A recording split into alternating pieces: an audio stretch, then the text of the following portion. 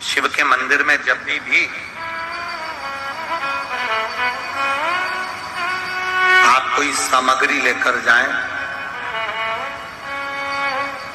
या तो सामग्री में बेलपत्री डाल दें, और अगर बेलपत्री नहीं डालें तो उस बेलपत्री के केसे, उस सामग्री के केसे भी 3 हिस्से कर दें।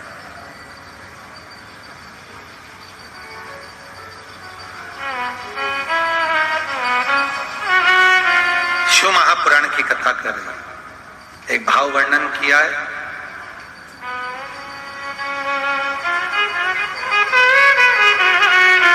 जब केवल एक ही तरह का प्रसाद एक ही पात्र में हम भगवान के शंकर जी के सामने रखे और उसमें हमने बेलपत्री नहीं रखी, या उसको हमने हाथ से 3 हिस्से नहीं करे, या थोड़ा सा भाग हमने अलग नहीं करा, तो उसमें महाराज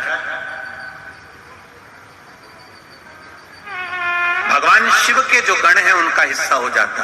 पहला चंदेश्वर का, दूसरा चंदाशु का, तीसरा चंडाली का, चौथा विश्वसेन का, और 5वां चंड का हिस्सा उस प्रसाद में हो जाता। शिव महापुराण की कथा कर रही है, भगवान शंकर का चरित्र कह रहा है कि भगवान शिव के सामने जो भी हम भगवान के सामने प्रसाद रखें उसमें बेलपत्र अवश्य चढ़ना चाहिए, या थोड़ा सा भाग में अंतर कर देना चाहिए। जैसे आप भगवान शंकर के सामने रखें, आपने चिरौंजी रखी, चना रखा, चूरमा रखा, या कोई दही का पंचामृत रखा, उसमें भी आप एक बेलपत्र समर्पित कर सकते। क्यों? बेलपत्र उसमें डाल देने से या भाग विभाजन कर देने से भगवान शंकर के गणों का जो हिस्सा है वो हिस्सा नहीं रहता। फिर आप उसको ले जाकर अपने भाग के अनुसार उसको प्रयोग में ले सकते हैं, आप उसको पा सकते हैं।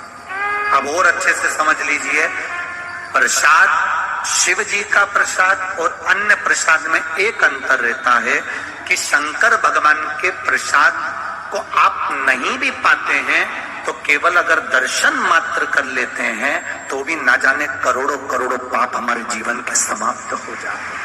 केवल दर्शन मात्र, केवल मात्र दर्शन।